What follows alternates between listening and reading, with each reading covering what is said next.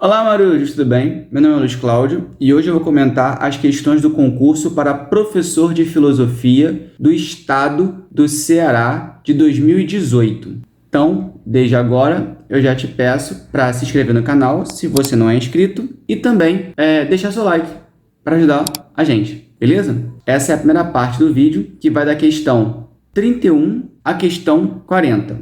Antes de cada questão, vai aparecer em tela cheia ela para que você possa ler com calma e depois eu volto comentando a questão.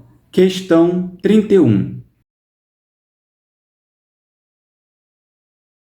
Sobre os filósofos pré-socráticos, assinale com V o que for verdadeiro e com F o que for falso. Então, temos 4 afirmações sobre os pré-socráticos e a resposta certa é letra D. V, F, F, V. Então, vamos ver os erros. A segunda, Anaxímenes considerou o fogo como seu arqué, substância primordial, princípio de todas as coisas. Errado, quem colocou o fogo como arqué foi Heráclito.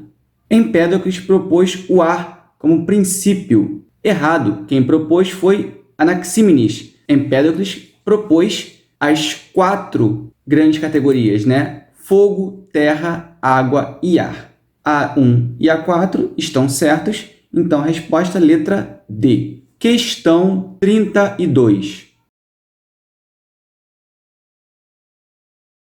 Sobre a ética do discurso de Habermas, assinale com V o que for verdadeiro e com F o que for falso. A resposta certa é letra A. Tudo é falso. Então, procura um fundamento metafísico no discurso argumentativo. Não é um fundamento metafísico, ou seja, não vai para além do discurso em si. É o contrário, ele considera o físico, né, que é o debate. Desconsidera a guinada pragmática da linguagem na filosofia contemporânea e continua se embasando na guinada hermenêutica da linguagem. Errado, ele vai utilizar a linguagem pragmática como base, porque a ética do discurso é uma ética em que as pessoas dialogam para chegar ao consenso. Habermas apresenta sua ética do discurso como sendo cognitivista, solipsista e procedimentalista. Então, ela não é solipsista porque o solipsismo significa sozinho. E ao contrário, a ética do discurso ela é intersubjetiva. Ela depende de outros para o diálogo. E constitui-se, dentre outras coisas, de uma reformulação do imperativo categórico kantiano na busca de uma fundamentação última baseada na linguagem. Então, não é Habermas que faz essa proposta, quem faz essa proposta da ética do discurso é Apel, que é um outro filósofo contemporâneo de Habermas que vai trabalhar também a ética do discurso. Então, essa é a resposta certa, tudo é falso, letra A. Questão 33. Segundo a política de Aristóteles, a democracia pode ser definida como resposta letra C, o governo exercido no interesse dos pobres. Pois é, para a gente pode parecer estranho, né? A democracia ser algo voltado para os pobres e não para o bem comum, como a letra B diz. Só que, nas terminologias de Aristóteles, a república seria o ideal de governo de todos, em vistas do bem comum. E a democracia é todos, mas voltados por interesse apenas para o pobre. Então, acaba sendo um interesse privado. Por isso que a resposta certa é a letra C. Nos conceitos de Aristóteles, democracia corresponde ao governo exercido no interesse dos pobres. Questão 34. De acordo com a filosofia kantiana, é correto afirmar que, letra A, para termos conhecimento das coisas, temos que organizar o conteúdo das sensações a partir das formas a priori. Lembrando da teoria do conhecimento de Kant, a nossa mente, né, ela possui algumas formas a priori, que são a noção de tempo, de espaço e as categorias. E é a partir delas que nós recebemos do mundo, através da experiência, as informações e processamos no tempo, no espaço e nas categorias.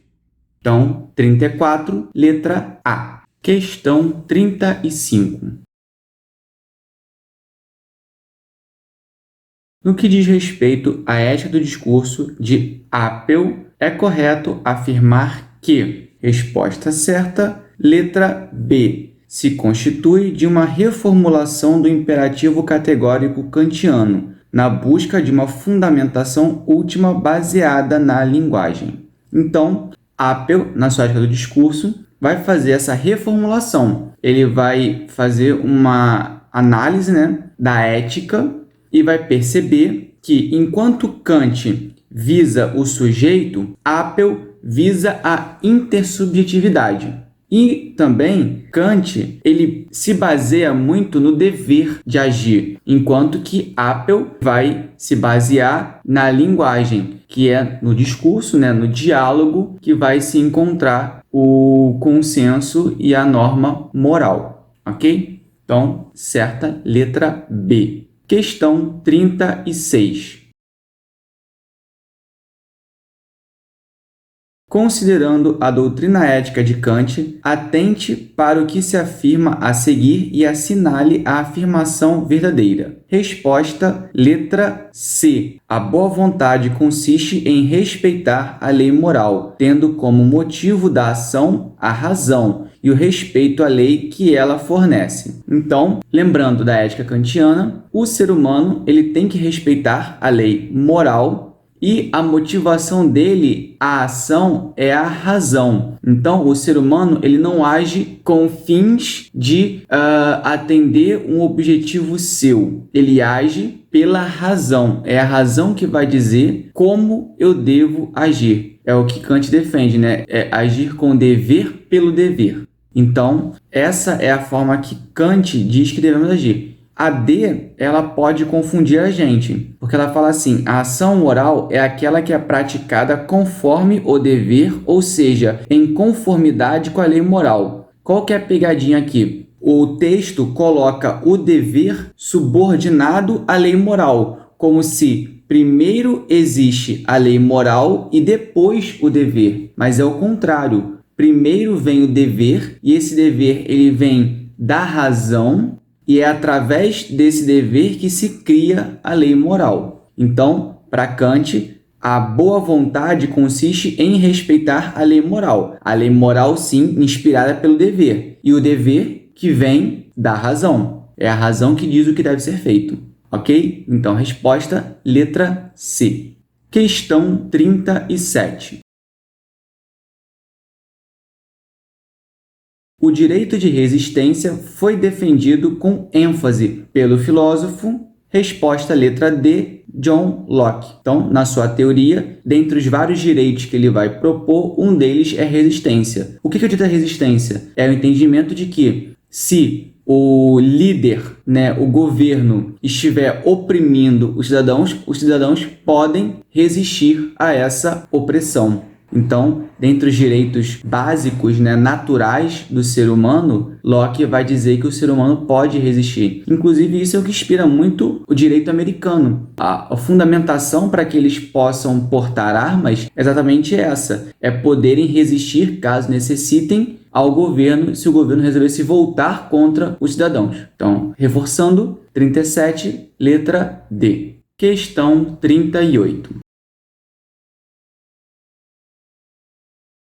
Na obra Justiça com Equidade, uma reformulação, John Rawls concebe que os princípios de justiça devem ser concebidos a partir de um acordo equitativo na posição original. Em seu entendimento, esse acordo tem que ser visto como, resposta letra A, hipotético e ahistórico. O que Rawls quer dizer? Ele quer dizer que é hipotético esse acordo porque ele cria uma hipótese, não tem como ser de fato um acordo, uma posição original real, porque é apenas uma hipótese, é um exercício que se faz de imaginar uma posição original. Ele é ahistórico porque ele desconsidera a história e os problemas decorrentes da história que criam a desigualdade. Então, para conseguir fazer essa justiça que tenha equidade e respeite uma posição original, o que ele quer dizer com isso? É que todos partam do mesmo pressuposto, sem nenhum tipo de preconcepção, isso tem que ser de forma ahistórica, ou seja, eu não posso levar em consideração a minha história e a história do outro. Eu tenho que pensar que nós acabamos de surgir, sem nenhum passado. E ele é hipotético porque ele é apenas uma teoria, não tem como você conseguir de fato executar esse acordo. Então, você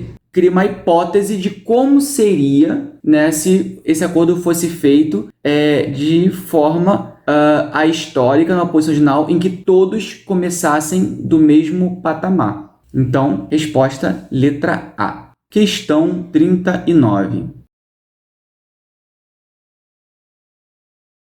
No que diz respeito à noção de natureza em Aristóteles, é correto afirmar que a natureza, resposta letra B, serve para justificar as desigualdades entre os homens. Pois é uma questão, sempre foi polêmica em Aristóteles, porque ele vai defender, né, a escravidão, dentre outras coisas, porque ele vai dizer que os seres humanos são naturalmente diferentes uns dos outros. Então, quando ele fala de natureza, quer dizer o quê? Que eu sou diferente de outras pessoas e de vocês, e cada um de nós temos nossas particularidades, com certos benefícios, vantagens e desvantagens. Então, para ele, é natural que os seres humanos sejam desiguais. E, segundo Aristóteles, né, essa desigualdade tem que ser levada em consideração para o exercício das atividades da sociedade. Então, para ele, não tem problema ser desigual, no sentido de que a natureza fez a gente desigual. Questão 40. De acordo com Locke, um homem renuncia ao estado de natureza e ingressa na sociedade política porque, no estado de natureza, o gozo de sua liberdade é muito incerto e inseguro. Então, para Locke, por mais que existam a lei natural que dá a liberdade para o ser humano, dentre outras coisas, ela ainda é muito incerta e insegura, porque não existe uma lei positiva. Então, essa lei natural, ela não é facilmente compreendida por todos os seres humanos e, por isso, eles podem não respeitá-la e acabar desrespeitando a sua liberdade. Então, é vantajoso ter a sociedade civil com leis instituídas, né, as leis positivas, que vão garantir o exercício dessa liberdade, mesmo que um pouco reduzida, porque para poder você viver em sociedade civil, você tem que abrir mão da sua liberdade plena para ter uma liberdade segundo a lei positiva, mas sem, claro, desrespeitar a lei natural. Então, pessoal, por hoje é só. Se você não curte esse vídeo ainda, curte agora. Se não inscreve no nosso canal, se inscreve. E quando sair daqui, visita a gente no Instagram, @blog Não dos Loucos, tá bom? Para ter mais conteúdos de filosofia. Tchau!